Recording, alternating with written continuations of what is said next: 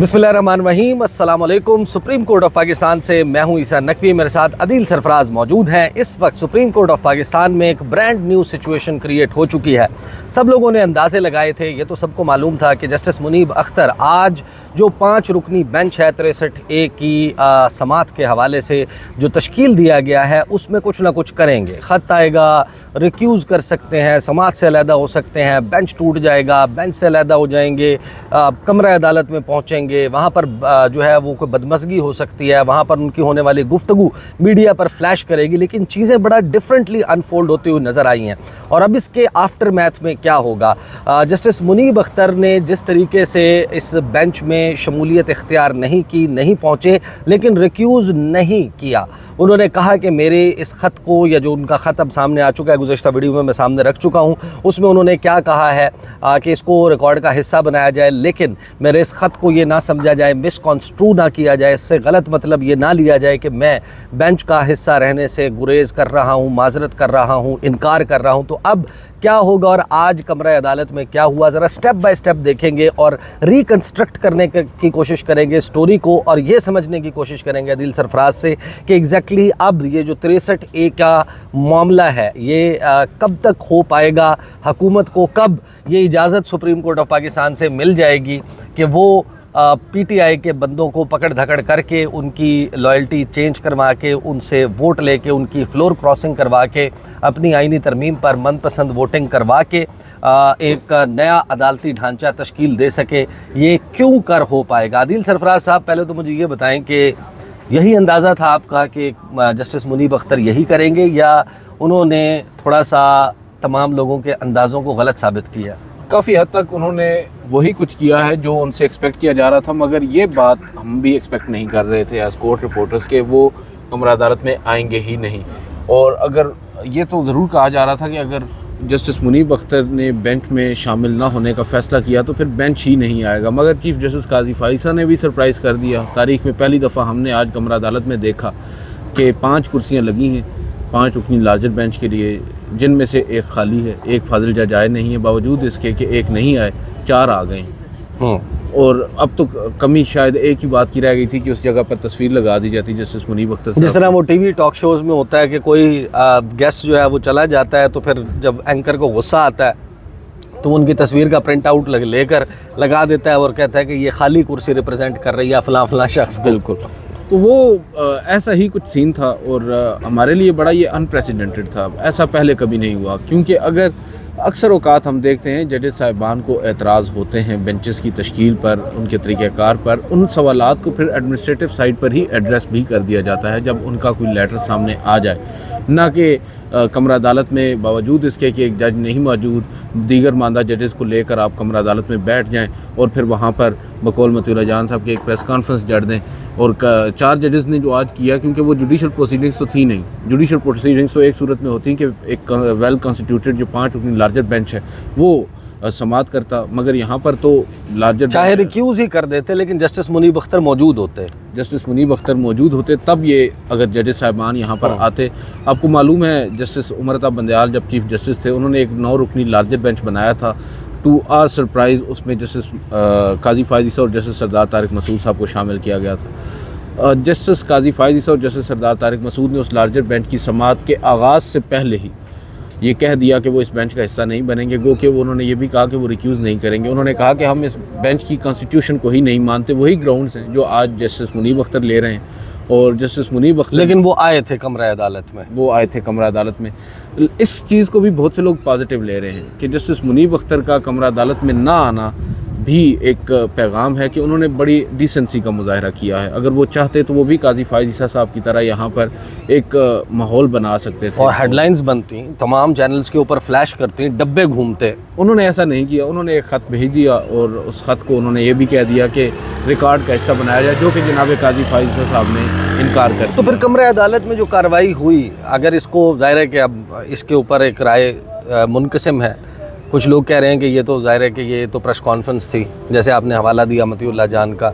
या फिर वो जो भी प्रोसीडिंग थी उस दौरान क्या हुआ, काजी फ़ाइज़ साहब ने या दीगर जज साहिबान ने क्या गुफ्तगू की आज अदालत में, हुआ क्या? समात का आगाज़ समात का तो नहीं, बहरहाल अदालती कार्रवाई जूँ जूँ शुरू हुई चीफ जस्टिस काजी फाइजा ने पहले एडिशनल अटॉर्नी जनरल से पूछा कि आप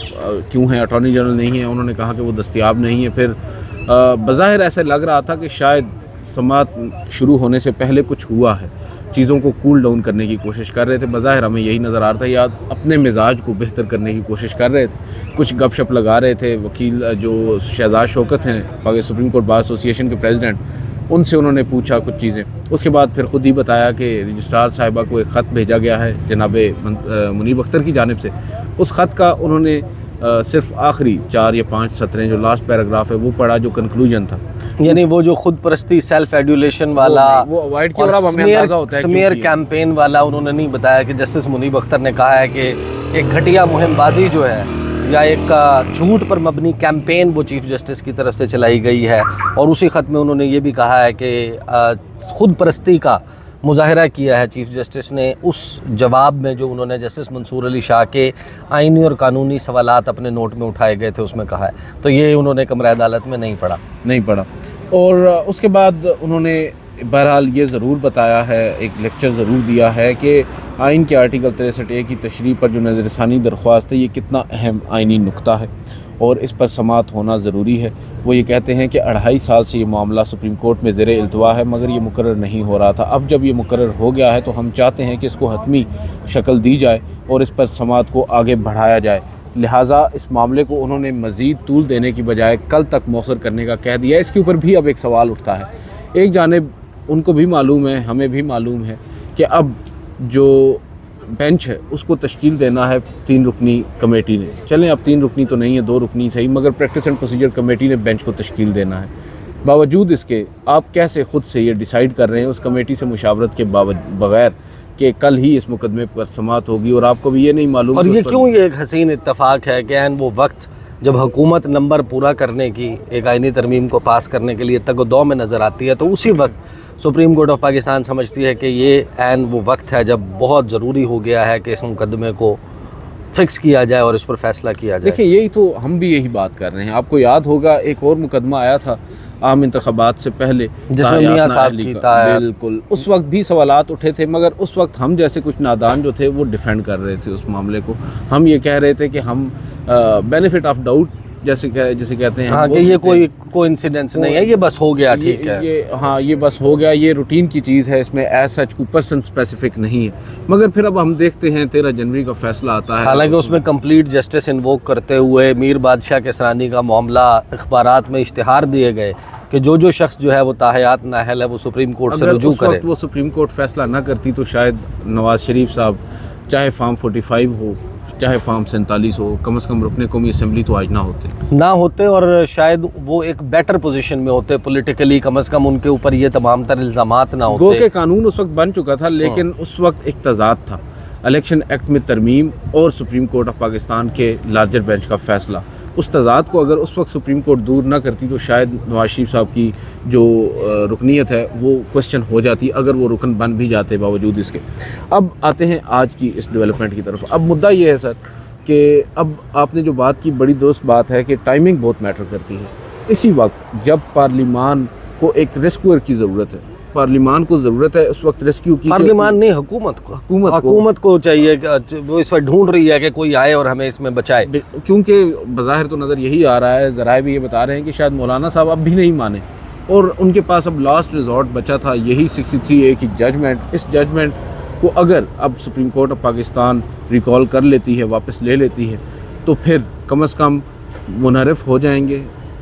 नाअहल हो जाएंगे, वोट तो उनका शुमार होगा। तो अगर उनका वोट शुमार होगा तो वक्ती तौर पर जो उनका मकसद है वो हासिल कर लिया जाएगा, और इस मकसद को हासिल करने में अपरेंटली अब तो जो अगर हम डॉट्स कनेक्ट करें तो नज़र यही आता है कि जनाब काजी फायद ईसा अपना जो किरदार है वो अदा कर रहे हैं, और शायद हो सकता है कि जाने अनजाने में सही, मगर अब भी अगर हम ये कहें कि काजी फायद साहब नावाकिफ़ हैं असल हकीकत से कि जो हुकूमत है वो इन्हीं के इस एक फ़ैसले पर तकिया किए हुए है। अगर नावाकिफ़ हैं तो मैं समझता हूँ कि ये फिर हम दुरुस्त बात नहीं कर रहे। एक दीवार पर लिखा नज़र आ रहा है कि जस्टिस काजी फायद ईसा साहब, क्या हर एक शख्स को मालूम है कि ये क्या कर रहे हैं। जस्टिस मंसूर अली शाह ने अपने हालिया एक ख़त में भी लिखा है कि इस वक्त मुल्क में आइनी बहरान है, जिसे सुप्रीम कोर्ट या चीफ जस्टिस ऑफ पाकिस्तान जो हैं वो सुनना भी नहीं चाहते।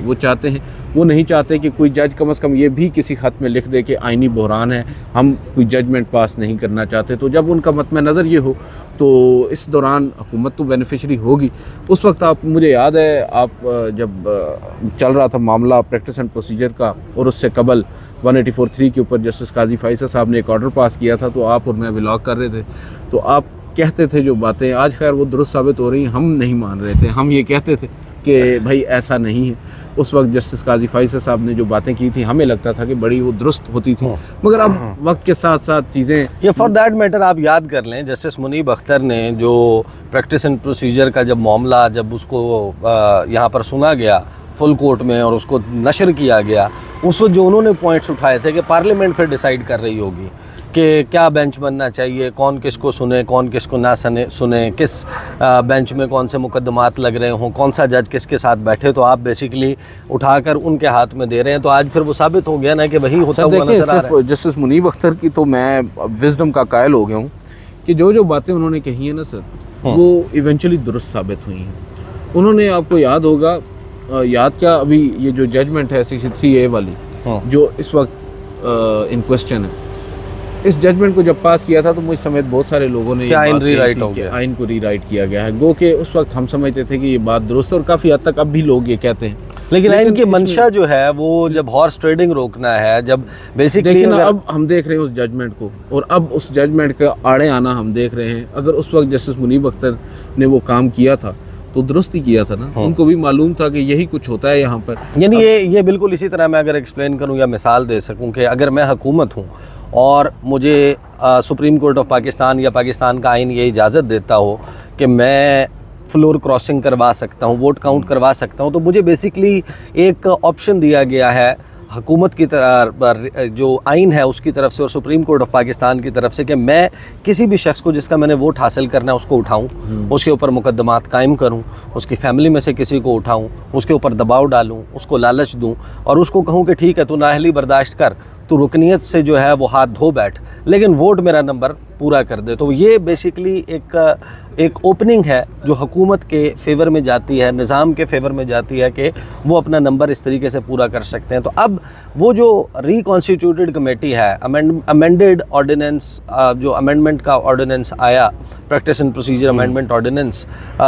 उसके तहत अब आपके ख्याल में ये दो रुकन बैठेंगे, जस्टिस अमीनुद्दीन खान और जस्टिस काजी फैज़ ईसा, और वो अब इस बेंच को रिकॉन्स्टिट्यूट कर देंगे या एग्जैक्टली क्या होगा, और इसकी समाअत कब तक, यानी कल का तो कह दिया गया है, लेकिन 4 लोग बैठ के तो समाअत नहीं कर सकते एक 5 रुकनी बेंच की। नहीं, देखें वो तो उन्होंने ओपन कोर्ट में कहा है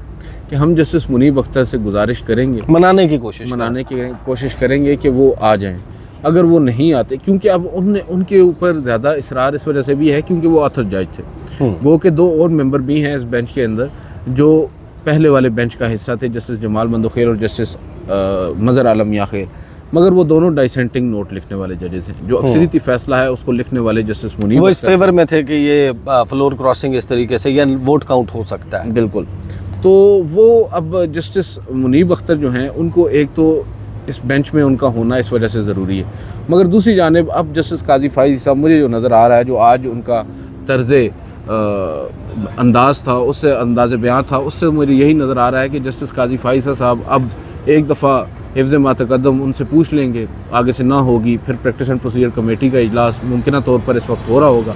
उसमें ये तय कर लिया जाएगा कि उनकी अदम दस्तयाबी या उनकी जो उन्होंने माजूरी ज़ाहिर की है उसकी बुनियाद पर एक और बेंच में रुकन को बेंच में शामिल किया जाए। वो रुकन कौन होगा ये बड़ा इंपॉर्टेंट है। खैर इतना भी इम्पॉर्टेंट नहीं है, एक जज से फ़र्क नहीं पड़ जाता जब अक्सरियती जजेस ही उन जजेस साहिबान पर मुश्तमिल हो जिन्होंने नज़र आ रहा है कि फ़ैसला क्या करना हो, तो फिर एक जज से फ़र्क नहीं पड़ता। तो इसमें जो कॉन्स्टिट्यूशन है जो अब होगी, इसमें जो जस्टिस मुनीब अख्तर ने नुक्ता उठाया है कि पहले काजी फैज़ ईसा साहब ने जब इस मामले को कमेटी के सामने आया था तो उनकी तजवीज़ ये थी कि जस्टिस मंसूर अली शाह हेड करें 5 रुकनी बेंच को। तो अभी जो है वो जस्टिस मंसूर अली शाह के बजाय चीफ जस्टिस ने ख़ुद को एक ऐसे मुकदमे में जिसके बारे में बदकिस्मती से राय ये है कि ये उनके अपने मफाद से जुड़ा हुआ मुकदमा है, चाहे उनकी एक्सटेंशन होती है या नहीं, लेकिन उनका मफाद समहाउ कोइंसाइड करता हुआ नज़र आ रहा है, या एक आम तासुर यही है कि उनका मफाद हुकूमत के साथ जुड़ा हुआ है। तो ये एक जो पॉइंट जस्टिस मुनीब अख्तर ने उठाया है, how valid is it? Sir बहुत ज़्यादा वैलिड है और ये एक पूरा स्कैंडल है। आप देखें, एक चीफ जस्टिस हैं, गो के वो माइनॉरिटी में है, वो पहले तो ये बताते हैं जस्टिस मुनीब अख्तर कि अचानक से सडनली जो 18वां इजलास होता है 18 जुलाई 2024 को प्रैक्टिस एंड प्रोसीजर कमेटी का, उसके एजेंडे पे नहीं होता, अचानक से उसके एजेंडे पे आ जाता है 63A का रिव्यू और उसके ऊपर प्रपोज कर देते हैं जनाब काजी फायज़ ईसा, एक 5 रुकनी लार्जर बेंच सीनियर प्यूनी जज जस्टिस मंसूर अली की शाह की सरबराही में। उस पर वो उनकी राय, क्योंकि ओपिनियन माइनॉरिटी में होती है, बेंच कॉन्स्टिट्यूट नहीं होता। बहरहाल बाद अज़ां इजलास होता है और उस इजलास भी मुतनाज़ा होता है, क्योंकि एक मुतनाज़ा आर्डीनेंस के ज़रिए उसको बनाया जाता है, कमेटी को रिकॉन्स्टिट्यूट किया जाता है। अब उस इजलास के अंदर आप बेंच बनाते हैं और अपने ही जो तजवीज़ करदा बेंच है उसको तब्दील कर देते हैं और ख़ुद सरबराही ले लेते हैं। ये एक बहुत बड़ा क्वेश्चन है। क्या जस्टिस काजी फायज़ ईसा साहब को, जैसे वो लिखते हैं कि जस्टिस मुनीब अख्तर को जस्टिस याह्या अफरीदी पे ट्रस्ट नहीं, तो क्या जस्टिस काजी फायज़ ईसा साहब को जस्टिस मंसूर अली शाह और जस्टिस याह्या अफरीदी पे ट्रस्ट नहीं था कि उन्होंने उस बेंच की कंपोजिशन ही चेंज कर दी और बग़ैर किसी वजह के, और ये वजह भी नहीं बताई कि वो ख़ुद क्यों इस बेंच का हिस्सा बन चुके हैं? क्योंकि ये तो अब आगे चलकर हमारी जहाँ तक इत्तलात हैं, आज भी पाकिस्तान तहरीक इंसाफ और इमरान खान ने एतराज़ तो आयद किया है, मगर मुझे ये लग रहा है कि आगे चलकर मज़ीद भी एतराज़ात आएंगे और चीफ जस्टिस काजी फायज़ ईसा साहब का जो मफादात का टकराव इस पूरे केस में नज़र आ रहा है, क्योंकि डायरेक्टली इस फैसले के नतीजे में चीफ जस्टिस काजी फायज़ ईसा एक बेनिफिशरी के तौर पर भी देखे जा रहे हैं। अगर ये आइनी तरमीम होती है और उस आइनी तरमीम के नतीजे में काजी फायज़ ईसा साहब 25 अक्टूबर के बाद भी as chief justice of the supreme court और as of the federal constitutional court continue रखते हैं, तो फिर आज इसमें ये कितना डिसाइसिव फैक्टर होगा जो 317 लॉयर्स ने ख़त लिखा है और ये कहा है कि काजी फायज़ ईसा साहब और ये बाकी जजेस के हवाले से जो उन्होंने लिखा है कि आप तारीख़ जो है वो लिखी जा रही है और तारीख़ देखेगी कि आप किस तरफ खड़े थे, और एक आइनी अदालत अगर बनाई जाती है तो वो बिल्कुल ऐसा होगा जैसे PCO का कोर्ट बना है और PCO के तहत आप हल्फ उठाकर प्रोविजनल कॉन्स्टिट्यूशनल ऑर्डर वाला जो बात की है, जो लॉयर्स का प्रेशर डेवलप हो रहा है, क्या वो 63A का मुकदमे के हवाले से भी उसी तरीके से है? क्योंकि नंबर तो यही पूरा करेगा अगर हुकूमत को, अदरवाइज़ तो नंबर मौजूद नहीं है। वो वकला को भी नज़र आ रहा है कि किस तरीके से ये काम किए जा रहे हैं, किस तरीके से पहले रातों रात एक आइनी तरमीम मंजूर कराने की कोशिश की, नाकामी हुई, उसके बाद अब किस तरह रातों रात ही आप कह सकते हैं ओवरनाइट 63A को फिक्स करवाया जाता है, बेंच को कॉन्स्टिट्यूट करवाया जाता है और सबको यकीनी बनाने के लिए पहले एक ऑर्डिनेंस लाया जाता है जिससे माइंड यू जो आपका अटॉर्नी जनरल ऑफिस है वो भी बेखबर होता है। तो ये तमाम तर वो चीज़ें हैं जिनमें अब जो वकला हैं गो के on the face of it justice Qazi Faez Isa तो कह चुके हैं कि हम तो मुंतखब वकला के जो नुमाइंदे हैं उनसे बात करते हैं या उनकी कदर करते हैं। उनमें आती है supreme court bar association, Pakistan bar council या दीगर बार एसोसिएशन और कौंसिल्स। अब ये जो वकला हैं ये गो के बड़े सीनियर वकला हैं, बड़े काबिल वकला हैं, मगर ये सिर्फ वकला हैं, ये मुंतखब नुमाइंदे नहीं हैं। इसकी जहाँ तक ताल्लुक़ है चीफ जस्टिस काजी फायज़ ईसा साहब का, तो उनका जो पॉइंट ऑफ व्यू है वो तो हमारे सामने वाज़ेह है कि वो इस पर क्या सोच रखते हैं। मगर मैं ये समझता हूँ, मेरी जो नाक़िस अंडरस्टैंडिंग है और तजुर्बा है थोड़ा बहुत सुप्रीम कोर्ट में या ओवरऑल जुडिशरी में, ये ख़त बहुत मैटर करता है उन जजेस साहिबान के लिए जो चीफ जस्टिस नहीं हैं, और बिलखसूस उन 8 जजेस साहिबान के लिए, या 8 नहीं बल्कि मैं तो कहूँगा कि वो 13 या 14 हैं जो अक्सरियत में हैं, उनके लिए ये बहुत मैटर करता है। और मुझे तो नज़र यही आ रहा है कि आने वाले हफ्ते में हमें मज़ीद भी कुछ ऐसी खबरें आ सकती हैं। वैसे हमने कल बैठ के बड़ी तफसील से उस ऑनरेबल जजेस की जो लिस्ट है सुप्रीम कोर्ट ऑफ पाकिस्तान की वेबसाइट पे उसका जायज़ा लिया था, तो 12-7 का मामला जो है वो हमें कुछ समझ आ रहा है कि 12 एक तरफ हैं, 7 एक तरफ हैं, और मामला जो है वो अब इसमें 1 अक्टूबर यानी कि कल मंगल के दिन पर चला गया है। मंगल को क्या कुछ होता है सुप्रीम कोर्ट ऑफ पाकिस्तान में, उस पर भी गुफ्तगू का सिलसिला जारी रहेगा। अब तक के लिए इतना ही, इजाज़त दीजिए, अल्लाह हाफ़िज़।